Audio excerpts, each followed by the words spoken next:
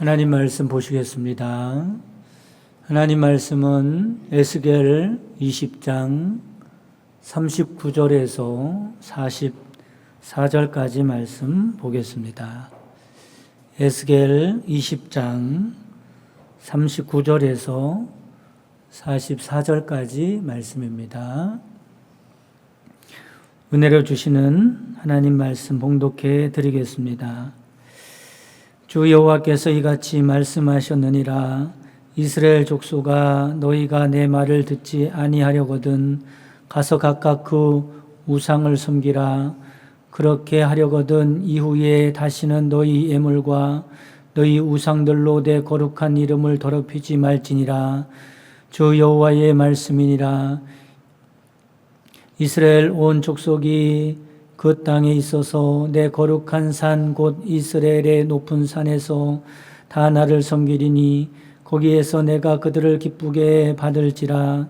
거기에서 너희 예물과 너희가 드리는 첫 열매와 너희 모든 성물을 요구하리라. 내가 너희를 인도하여 여러 나라 가운데에서 나오게 하고 너희가 흩어진 여러 민족 가운데서 모아낼 때에 내가 너희를 향기로 받고 내가 또 너희로 말미암아 내 거룩함을 여러 나라의 목전에서 나타낼 것이며 내가 내 손을 들어 너희 조상들에게 주기로 맹세한 땅 곧 이스라엘 땅으로 너희를 인도하여 드릴 때에 너희는 내가 여호와인 줄 알고 거기에서 너희가 길과 스스로 더럽힌 모든 행위를 기억하고 이미 행한 모든 악으로 말미암아 스스로 미워하리라. 이스라엘 족속아, 내가 너희의 악한 길과 더러운 행위대로 하지 아니하고 내 이름을 위하여 행한 후에야 내가 여호와인 줄 너희가 알리라. 주 여호와의 말씀이니라. 아멘. 할렐루야. 이 시간에는 내 이름을 위하여 라는 제목으로 말씀을 드리도록 하겠습니다. 먼저 여러분에게 제가 유익한 정보를 하나 가지고 와서 말씀을 드리도록 하겠습니다. 그 정보라고 하는 것은 여러분이 가지고 있는 재산을 몇백 배 늘릴 수 있는 그런 정보입니다. 지금부터 제가 하는 말씀을 잘 들으면 여러분의 재산이 몇백 배 불어나는 축복이 있을 줄 믿습니다. 여러분의 재산이 늘어난다니까 분들이 다 동그래졌습니다. 대신에 재산을 몇백 배 늘리는 거니까 독한 마음을 먹어야 늘릴 수 있습니다. 이제부터 제가 방법을 가르쳐 드릴 테니까 잘 들어보시기 바랍니다. 먼저 여러분의 지갑을 열어서 1,000원짜리를 꺼내는 겁니다. 1,000원짜리에 보면 뭐가 그려져 있어요? 사람 얼굴이 그려져 있죠. 잔인하지만 그 사람의 얼굴을 주먹으로 몇 대 치는 겁니다. 그러면 얼굴이 빨개지죠. 얼마짜리가 된 겁니까? 5,000원짜리가 된 겁니다. 여기서 마음이 약해지면 안 됩니다. 빨개진 얼굴을 더 인정사정 없이 계속 때리는 거예요. 그러면 얼굴이 멍이 들어. 무슨 색으로 변해요? 파란색으로 변합니다. 얼마짜리로 변한 거예요? 10,000원짜리로 변하죠. 이제 정말로 독한 마음을 가지고 펄해진 얼굴을 가진 그 사람을 높은 건물 꼭대기로 데리고 올라가는 겁니다. 그리고 아래를 보여주면서 너 여기에서 집어 던지겠다고 그렇게 협박을 하는 거예요. 그럼 얼굴이요 하얗게 질리는 거예요. 자기 압수표가 되는 거죠. 지금까지 제가 1,000원짜리를 자기 압수표로 만드는 방법을 가르쳐 드렸어요. 어떻습니까? 일리가 좀 있나요? 다들 목사님을 이상하게 쳐다보네요. 목사님 말도 안 되는 소리 하고 있다고. 그렇게 말씀하실 것 같아요. 근데 여러분, 오늘 말씀에 보면 이런 말도 안 되는 이야기가 두 가지 나오고 있어요.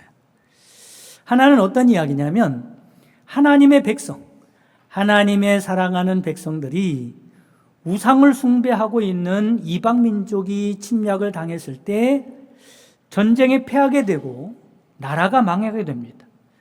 그리고 이방 나라에 끌려가서 포로 생활을 하게 되는 거죠. 여러분, 이것은요 정말로 말도 안 되는 이야기입니다. 어떻게 하나님의 백성이, 그것도 우상을 숭배하는 이방 민족의 포로가 되어서 종살이를 하고 산단 말입니까? 하나님이 계시다면 어떻게 이런 일이 일어날 수 있단 말입니까? 포로로 끌려간 이스라엘 백성들은 너무나 이상해서 하나님께 그렇게 물어보는 거예요. 하나님, 너무나 이상합니다. 말도 안 되지 않습니까? 왜 이런 일이 우리에게 일어났습니까? 그랬더니 하나님께서 이렇게 말씀하시는 거예요. 너희가 복을 받으려면, 너희가 하나님의 은혜 속에서 살려면 하나님을 잘 섬겨야 한다. 이게 무슨 말씀입니까? 이스라엘 백성들에게 이렇게 말도 안 되는 일이 일어난 이유는 뭐냐면, 하나님을 잘 섬겨야 하는 이스라엘 백성들이 하나님을 잘 못 섬겼기 때문에 이렇게 되었다고 말씀을 하고 있는 겁니다. 우리도 마찬가지입니다. 하나님의 백성인 우리에게 이런 말도 안 되는 일이 일어나지 않으려면, 그러니까 하나님의 백성답게 하나님께 복을 받고 하나님의 은혜 가운데 살아가기 위해서는 어떻게 한다고요? 하나님을 잘 섬기는 사람들이 되어야 할 줄 믿으시기를 바랍니다. 그럼 어떻게 하나님을 잘 섬길 수 있을까?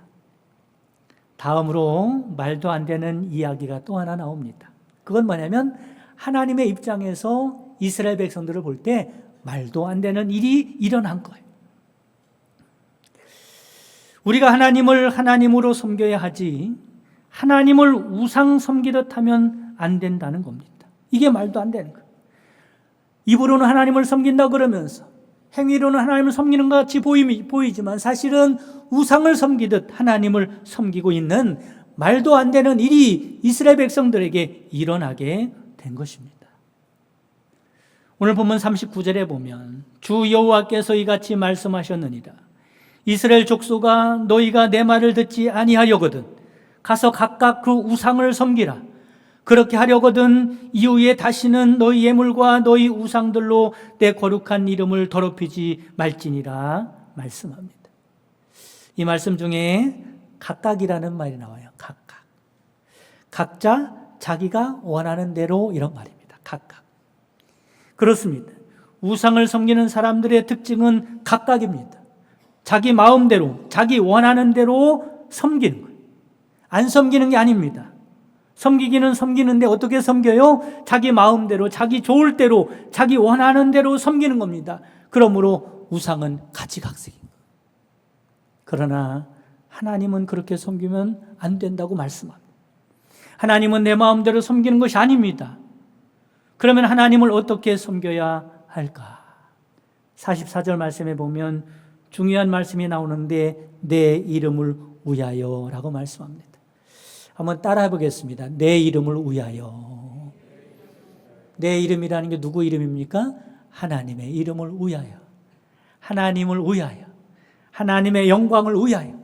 하나님을 높여드리고 하나님께 영광을 돌리는 그런 섬김이 필요하다는 말씀을 하고 있는 겁니다. 반면에 우상 숭배자들은 궁극적으로 우상을 섬기는 것 같지만 사실은 우상을 섬기는 것이 아니라 자기를 위하는 것이다라고 하는 것입니다. 우상을 섬기는 것이나 자기를 위하는 것이나 비슷한 것 같지만 완전히 다르죠. 여러분, 이런 겁니다. 여러분, 부모를 사랑하고 봉양하고 잘 섬기고 그래야지 않겠습니까? 그런데 어떤 자녀들은요, 그냥 부모를 순수한 마음으로 잘 섬기는 그런 자녀가 있는가 하면, 어떤 자녀들은요, 부모를 섬긴다고 하면서 다른 의도가 있는 거예요. 어떤 의도가 있어요? 부모가 가진 재산에 눈독을 들이는 겁니다. 재산을 노리는 거예요. 그러면서 겉으로는 부모님을 잘 섬기는 척하지만 그렇지 않은 경우가 있다는 거죠. 우상 숭배자들의 마음이 그렇습니다. 우상을 숭배하는 자들은 우상을 지극정성 잘 섬기는 것 같지만 사실은 우상을 섬기고 싶어 섬기는 것이 아닙니다. 뭐 때문에 섬기는 거예요? 자기 자신을 위하여 우상을 섬기는 겁니다. 그래서 우상에 대한 말씀을 하실 때는 항상 그 앞에 붙는 수식어가 있는데 자기를 위하여라는 말씀을 꼭 붙여요. 여러분 성경 말씀을 잘 찾아보세요. 우상 앞에는 자기를 위하여가 꼭 붙습니다. 너희는 자기를 위하여 우상을 만들지 말지니. 너는 자기를 위하여 새긴 우상을 만들지 말고. 그런데 여러분, 하나님을 섬기는 우리도 그럴 수 있다는 경고를 하고 있는 겁니다. 만약에 하나님을 섬기는 목적이 하나님을 위하여가 아니라 자기 자신을 위하여라면 그것은 하나님을 섬기는 것이 아니라 우상을 섬기는 말도 안 되는 일을 하고 있다라고 하는 것이죠. 그러면 어떻게 하나님을 잘 섬길 수 있을까? 첫째로는 하나님을 잘 섬기는 방법은 바른 예배를 드려야 함을 믿으시기를 바랍니다. 바른 예배가 어떤 예배예요? 하나님을 위하여, 하나님의 이름을 위하여 드리는 겁니다. 일단 여러분 예배를 귀하게 여기는 여러분 되시기를 바랍니다. 왜냐하면 예배야말로 하나님의 이름을 위하는 가장 확실하고도 중요한 일이기 때문에 그렇습니다. 예배를 소홀히 여긴다는 것은 하나님을 소홀히 여긴다는 말입니다. 그리고 바른 예배를 드려야 합니다. 바른 예배라는 것은 하나님의 이름을 위하여 드리는 예배가 바른 예배라는 것을 깨달으시기를 간절히 바랍니다.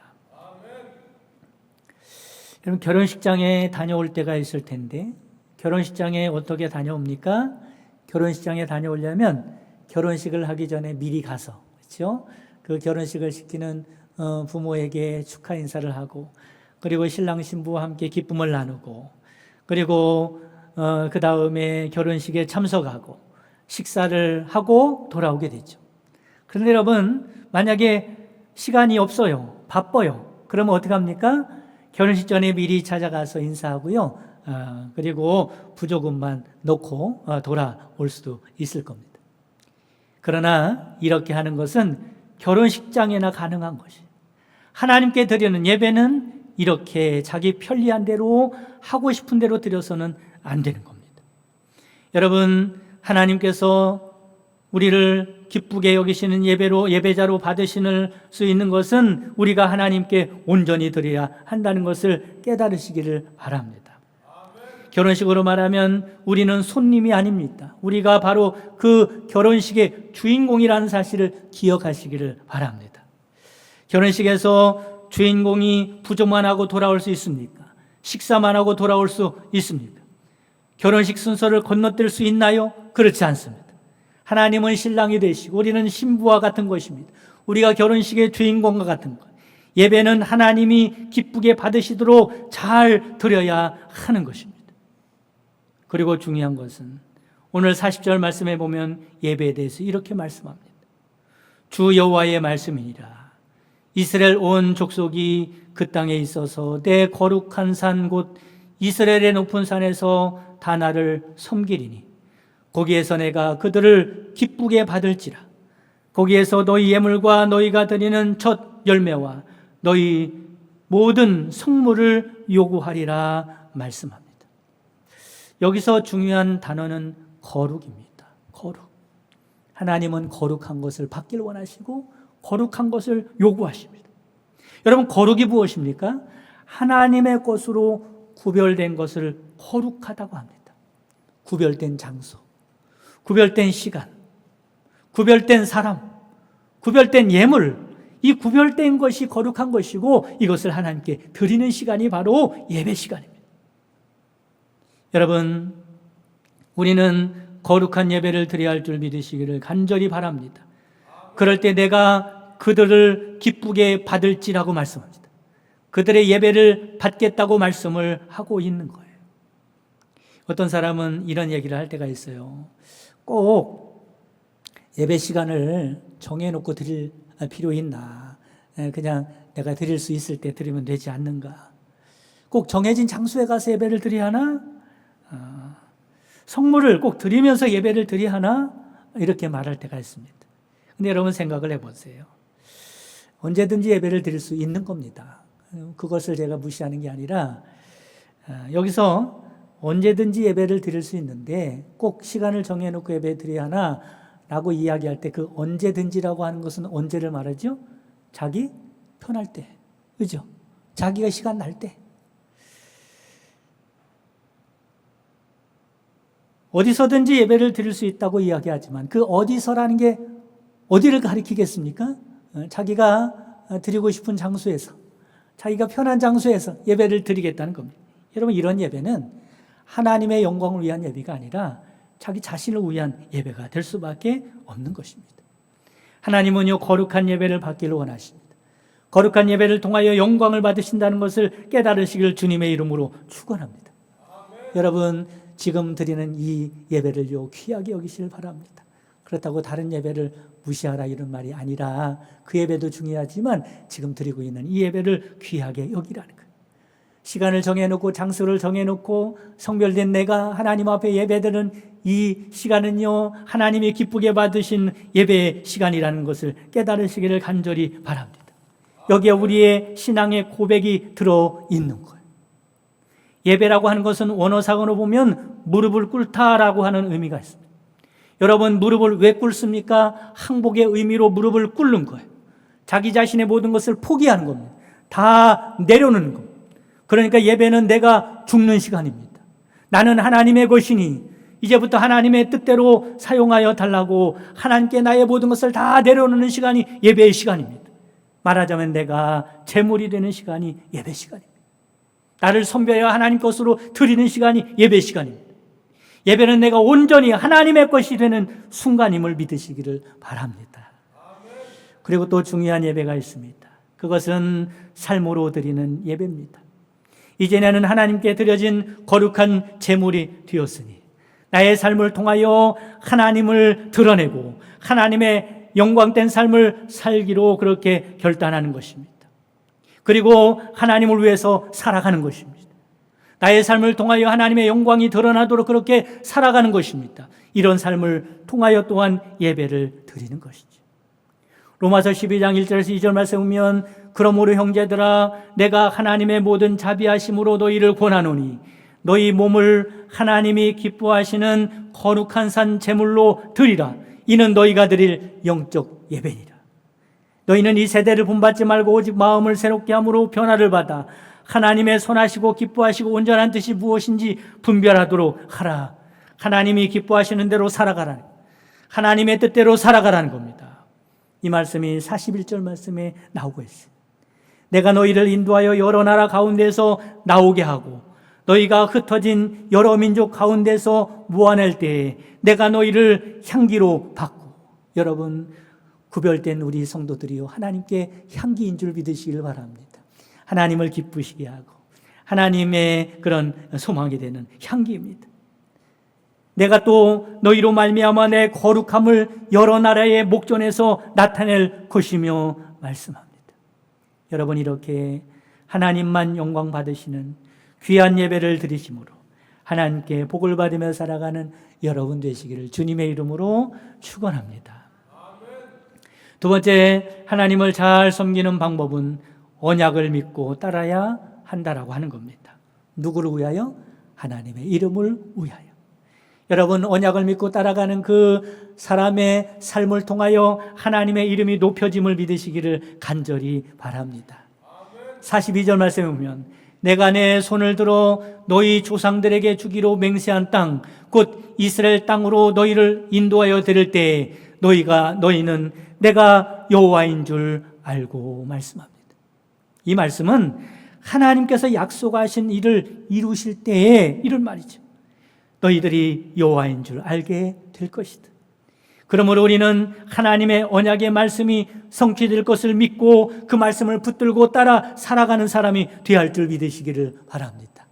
그럴 때 하나님의 말씀이 이루어지는 하나님의 영광이 내 삶을 통해서 나타나게 되는 거죠. 사람들은요, 시대를 쫓아 살아갑니다. 시대에 앞서가느니 뒤처졌느니 시대를 따라가느니 그러면서 시대를 쫓아 살아가죠. 사람들은 상황이나 환경을 쫓아 살아갑니다. 그러나 하나님을 섬기는 사람들은 하나님의 말씀을 따라 쫓아 살아가는 사람들이 되어야 할 줄 믿으시기를 바랍니다. 여러분, 왜 그렇습니까? 결국에는 시대가 결정하는 것이 아닙니다. 나의 삶의 환경이나 상황이 결정하는 것이 아닙니다. 하나님의 말씀대로 되는 역사가 있는 줄 믿으시기를 바랍니다. 하나님은 그 말씀들을 붙들고 살아가는 자들에게 그 말씀대로 분명히 성취되도록, 그 말씀이 이루어지도록 그 삶 가운데 하나님의 능력이 나타나도록 해 주시기 때문에 하나님의 말씀을 따라 살아가는 자들이 하나님의 영광을 드러낼 수 있는 것입니다.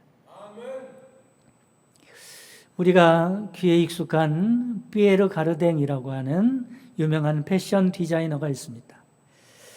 그런데 그는 어려운 일이 있을 때마다 어떤 길을 선택해야 하는데, 내가 이렇게 할까 저렇게 할까 길을 선택해야 하는데, 길을 선택할 때마다 어떻게 선택했나 봤더니 동전을 던져서 선택을 했다 그래요. 재미있지 않습니까? 이 훌륭한 사람이, 성공한 사람이요, 어떤 일을 결정할 때마다 동전을 던져서 결정을 했다 그래요. 그런데 이 사람이 성공할 수 있었던 비결은 동전을 잘 던져서 성공할 수 있었던 것이 아닙니다. 동전이라는 것은 뭐 앞에 나올 수도 있고 뒤 나올 수도 있고 그런 거기 때문에, 이분이 성공할 수 있었던 것은 동전에 어떤 면이 나오든지 결정된 대로 끝까지 그 일을 밀어붙였기 때문에 성공할 수 있었다는 이야기를 하고 있습니다. 여러분, 하물며 하나님의 말씀은 어떻습니까? 하나님의 말씀은 동전과 같지 않습니다. 하나님의 말씀은 늘 옳은 진리의 말씀임을 믿으시기를 바랍니다. 그러니 하나님의 말씀대로 살아가는 자들은 하나님이 책임져 주십니다. 하나님의 말씀대로 살아가고 하나님의 말씀 위에서 흔들리지 아니하면 하나님은 약속하신 대로 복된 인생을 살아갈 수 있도록 축복해 주심을 믿으시기를 간절히 바랍니다. 이처럼 하나님을 잘 섬기는 방법은 언약을 믿고 살아가는 것입니다. 세 번째, 하나님을 잘 섬기는 방법은 너그러운 마음으로 살아가는 것입니다. 누구를 위해서 너그러운 마음으로 살아가요? 하나님을 위해서 너그러운 마음으로, 사랑의 마음으로 살아가는 겁니다. 44절 말씀 보면 이스라엘 족속아, 내가 너희의 악한 길과 더러운 행위대로 하지 아니하고 내 이름을 위하여 행한 후에야 내가 여호와인 줄 너희가 알리라. 주 여호와의 말씀이니라 말씀합니다. 하나님께서 이스라엘 백성들을 볼 때 죄악대로 대하지 아니하시고 하나님께서 선대하셨단 말이죠. 하나님께서 너그럽게 대하셨단 말이죠. 누구 이름을 위해서 그랬습니까? 하나님의 이름을 위하여 그랬다는 겁니다. 마찬가지로 하나님께서 지금도 우리를 사랑의 마음으로, 너그러운 마음으로 우리를 대해 주시는 줄 믿으시기를 바랍니다. 만약에 하나님께서 우리를 지은 죄대로 대하신다면 우리 중에 한 사람도 이 자리에 남아있을 사람은 없을 것입니다. 우리가 언제나 하나님의 은혜로 살기 때문에, 하나님의 너그러움 때문에 지금도 우리가 살아가고 있는 것입니다. 그러니 우리들도 하나님의 너그러운 마음을 가지고 살아가야 할 줄 믿으시기를 간절히 바랍니다. 그럴 때 내 삶을 통하여 하나님이 드러나게 된다는 겁니다. 그것이 하나님을 잘 섬기는 방법이죠. 한 유명한 어떤 목사님의 간증입니다.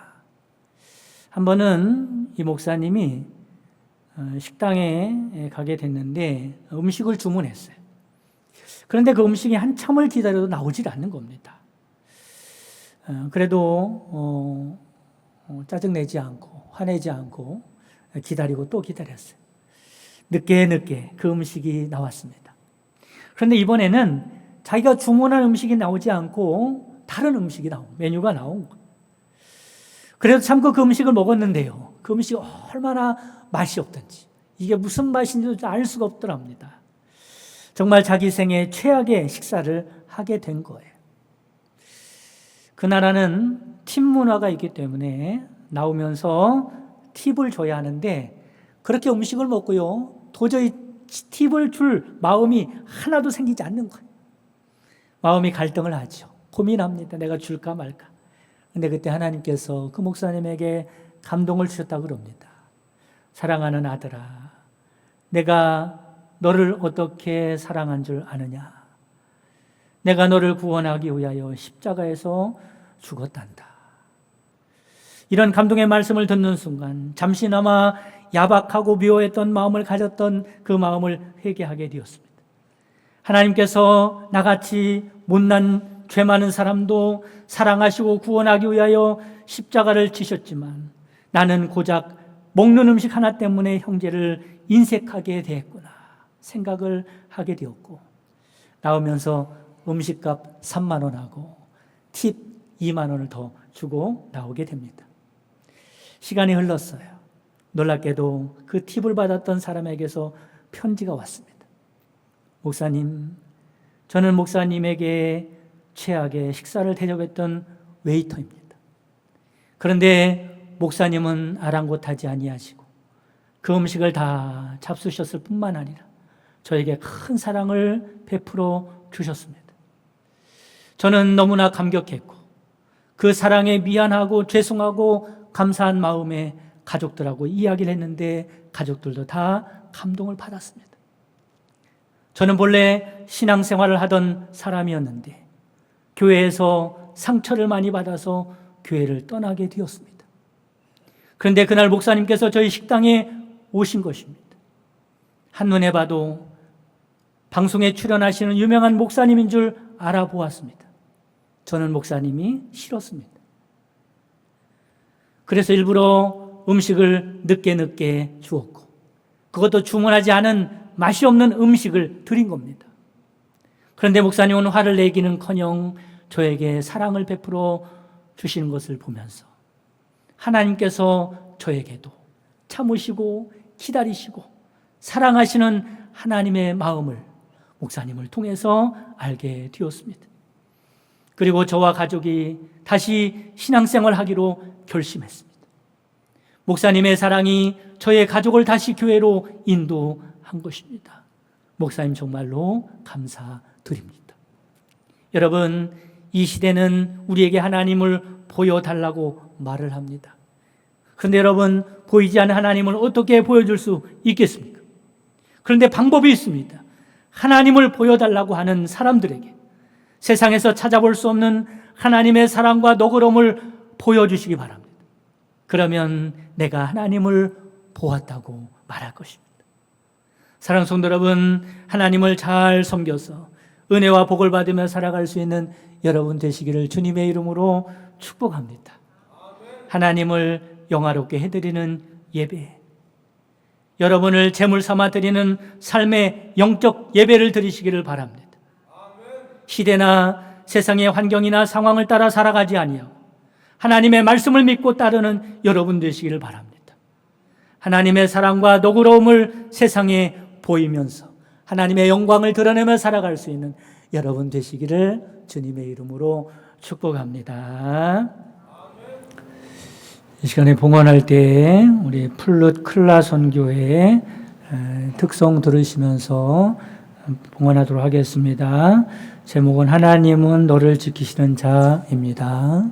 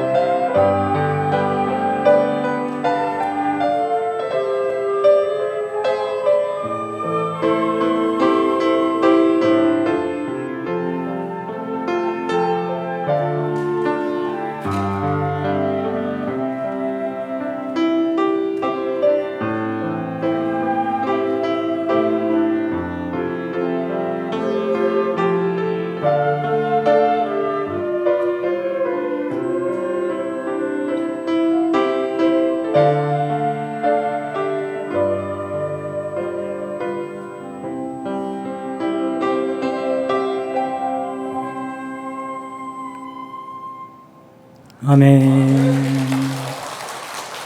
은혜로운 찬양 감사드립니다.